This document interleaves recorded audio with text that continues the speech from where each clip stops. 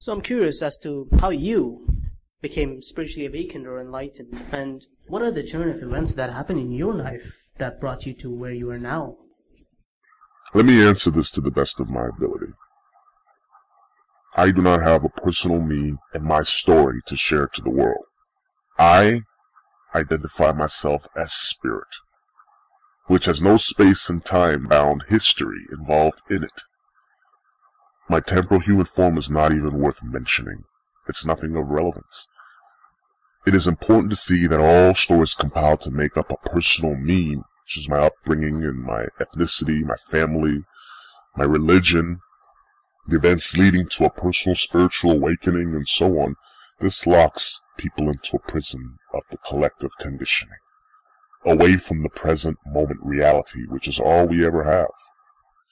The ego in man loves the personal attention, praise, gratification, and respectability, the sense of accomplishment given to their human form or their self-image. This is why the ego blindly seeks out power, wealth, prestige, and fame.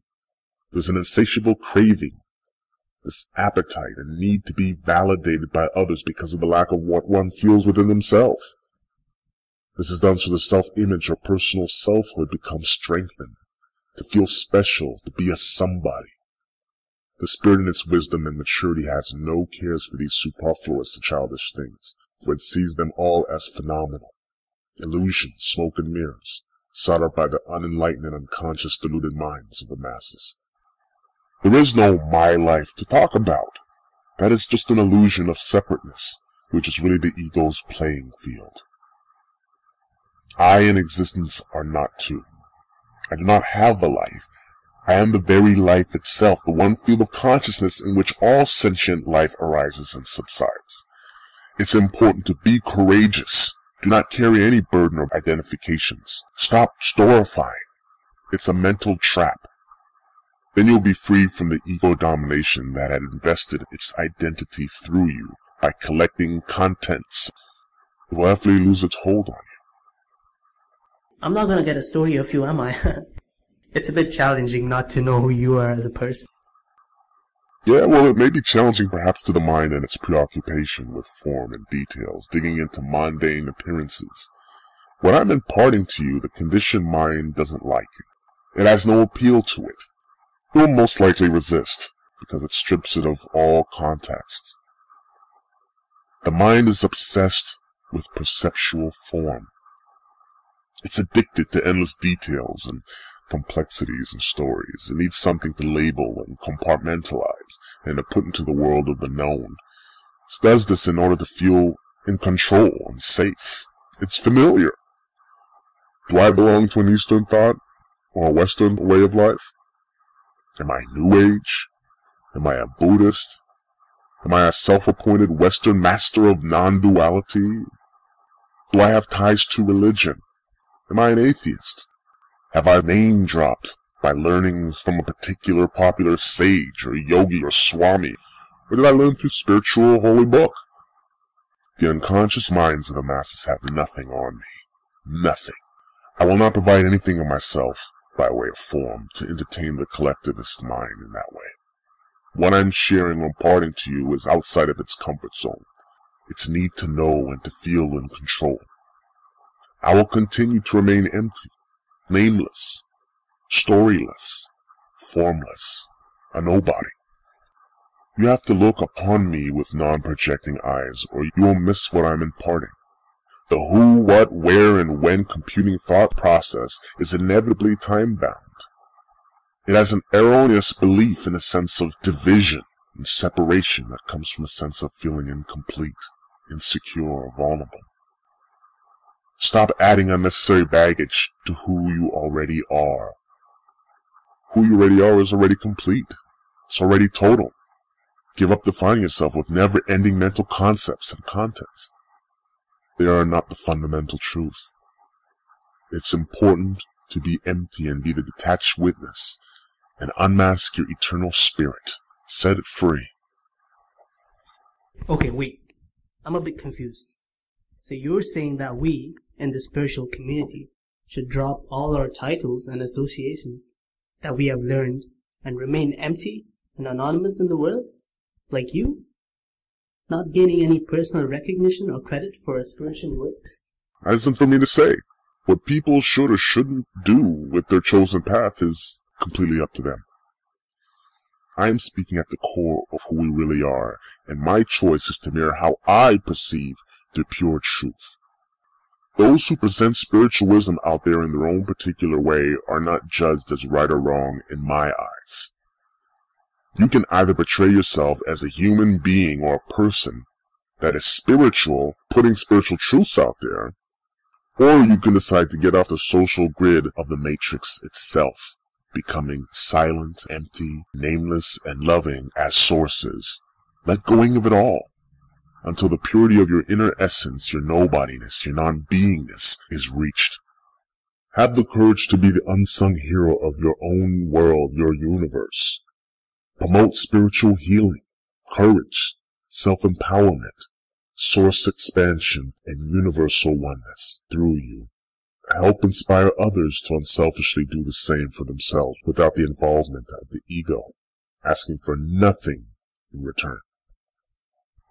We need a real spiritual, conscious revolution.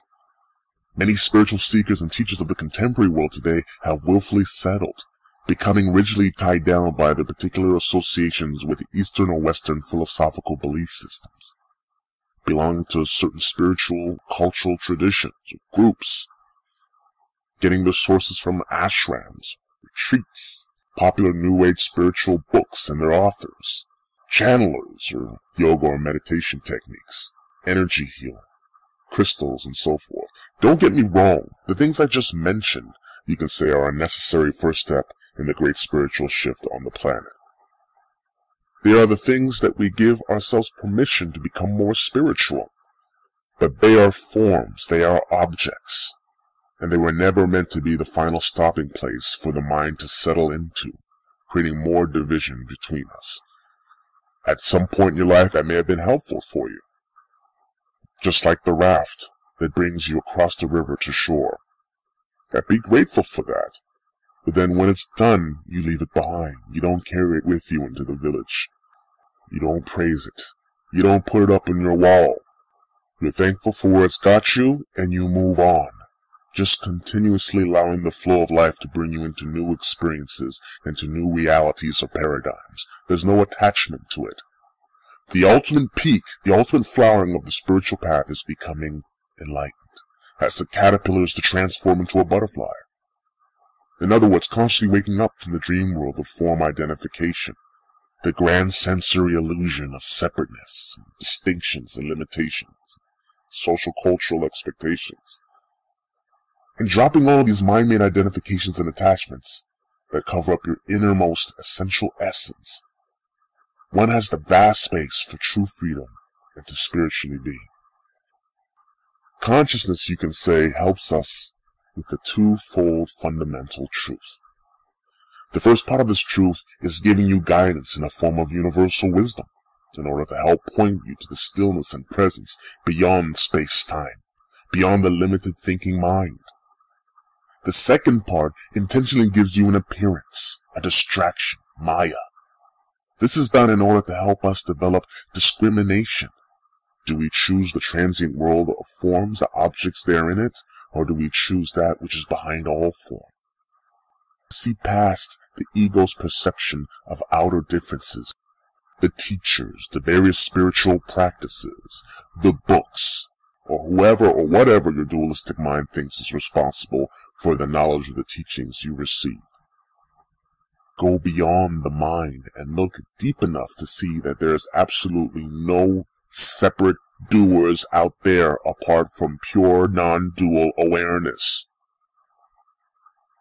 Then the true spiritual awakening unfolds from within you. A number of spiritual teachers and teachings will tell you that people must let go of their egos to go beyond the transient world of forms. But they are usually unsuccessful. Why? Because they have not yet gone beyond the world of forms themselves. There is an unconscious need to protect their apparent form identities in order to play the desired role that seekers expect from them, facilitating codependency. The so-called spiritual teacher's sense of self is therefore strengthened through the validation of others, by the need to appear to be special or to stand out, demanding favoritism or attention to their mind-made self-image. This only allows the vicious cycle to perpetuate itself over and over again, leaving the majority of spiritual seekers and their teachers both stuck in the dysfunctional level of outward form and contents, tied to the mind through their attachments to particular spiritual or religious practices, rituals, guru admiration or worship, praise, dogmas, religious and spiritual movements. This causes the continuity of mass hypnosis. It allows people to remain asleep as they were, turning the attention away from the eternal, unmanifested one-life intelligence. In the physical world, we see pre-established social roles created by society being played out as doctors and lawyers and dishwashers, parental roles, relationship roles, nationalities, political or social affiliations, and so on. They can give people a comforting sense of identity in them. But they're only functions. They're not your being. We fall for it every single time when we are programmed by the system. We lose ourselves in them, and we seek them out unconsciously for happiness, for purpose, fulfillment. In the non-physical spiritual reality, all forms disappear. They dissolve into a pure, single, silent, and radiant spatial presence. This is inconceivable to the thinking mind. And the deeper you go into this awareness, there are no things, no images, no labels, no roles, no teachers, no gurus, no book authors.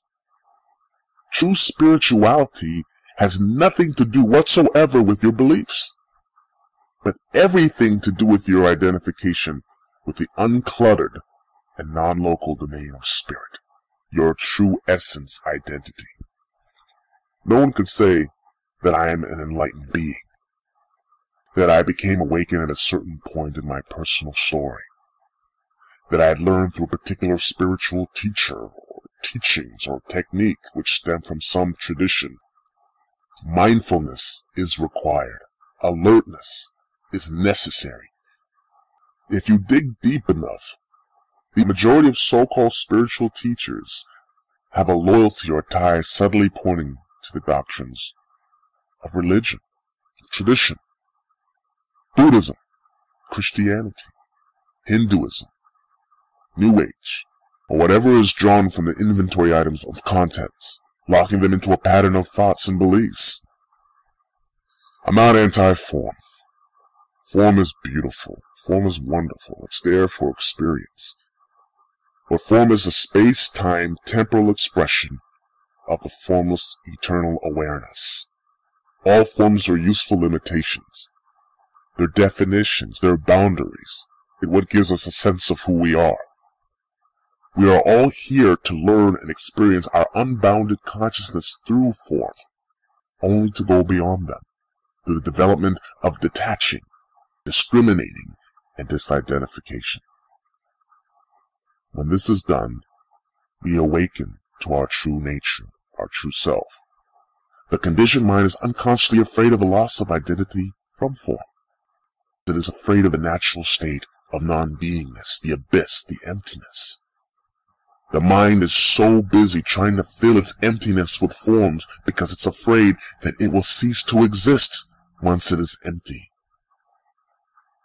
The all-pervasive presence of life, the womb of creation prior to all forms and identifications, is what God is what Source is. The mind will do anything out of fear and ignorance to hold on, to resist, seeking a sense of self through identification with form, with content. When there are no forms left to identify with, ask yourself, who are you in its absence? I get it. To wake up means to wake up out of form identification, an attachment accepting our true, nameless, formless, eternal nature, ourselves. It's pretty straightforward when you think about it, you know. It's not as complicated as we make out to be. I just haven't seen it really done by the way example before.